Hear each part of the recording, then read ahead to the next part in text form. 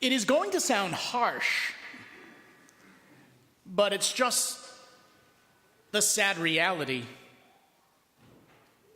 A nuisance, a nothing, and a nobody.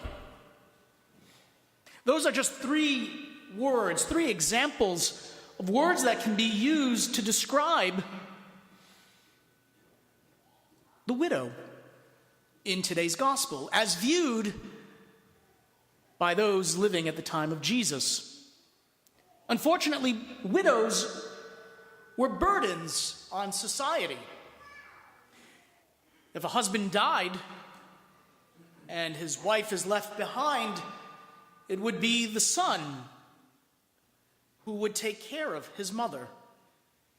If she had no son and just daughters, or no children whatsoever, it would have been the responsibility of society, the scribes, the elders, the Pharisees, to take care of the widows. And this is how, at the time of Jesus, they took care of widows. They exploited them. They victimized them. They stole from them. A widow's plight was not a pleasant one.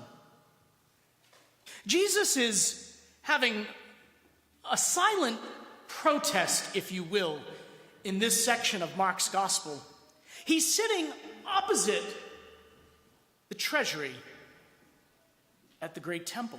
He's got his back to the treasury because he doesn't want to have to see the hypocrisy of the scribes, the Pharisees, and the elders of the people. Because every time he has an interaction with them, we know what happens.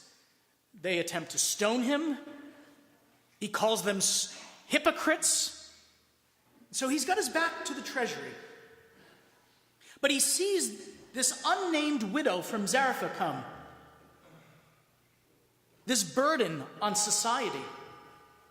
And we hear about her putting 2 small coins into the treasury. Despite the hypocrisy of the scribes and the Pharisees, she trusts. She gives her livelihood. She gives her entire being over to God. It's a sign of trust. It's a sign of humility. But for us, it is a teaching moment. This unnamed woman, this unnamed widow, never knew the impact that she would actually have on generations who would come after her. You know, if we were to take a poll this morning, and I'm guessing that most of us would say, you know, I consider myself to be a very generous person.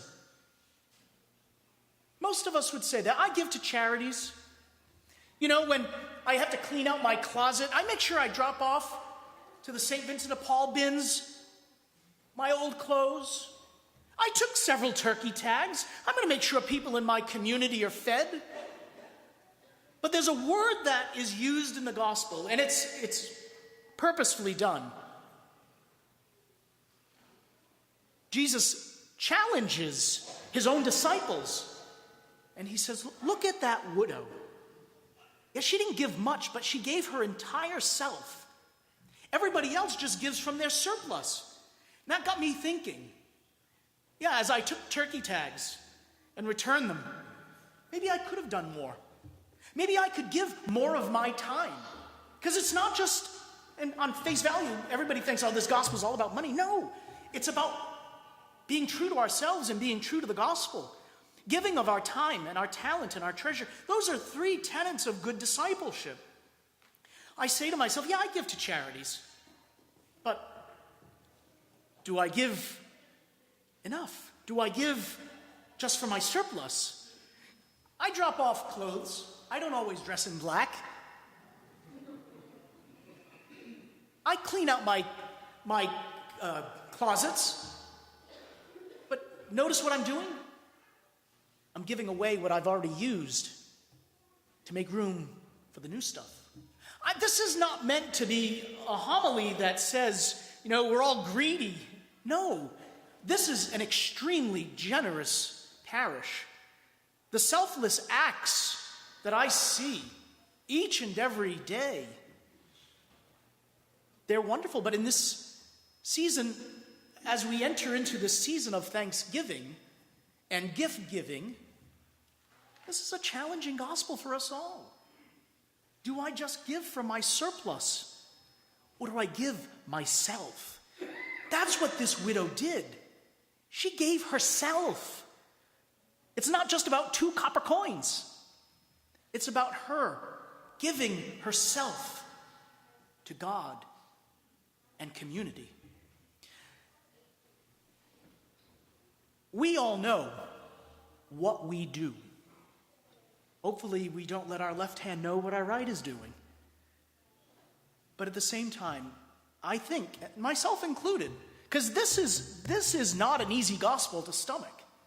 It issues forth a challenge to each of us to look deep inside and to challenge ourselves. Am I giving my whole livelihood, or am I just giving from my surplus? And that is about everything: time, talent, and treasure. When was the last time I spent a little extra time visiting someone who is sick, or just quickly moving to the next thing? Each of us knows what we do. We know how we do it.